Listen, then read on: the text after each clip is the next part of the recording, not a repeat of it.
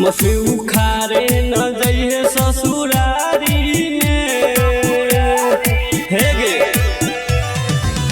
मछली उखारे न जाइए ससुरारी में। ससुरारी में माटी लग जैतौ, माटी लग जैतौ सौरी नैका साड़ी में। माटी लग जैतौ सौरी नैका साड़ी में।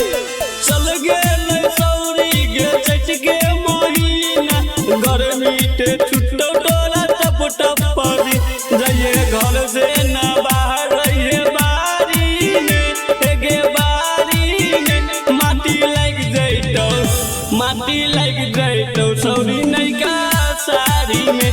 माटी लग जैतौ सौरी नैका साड़ी में।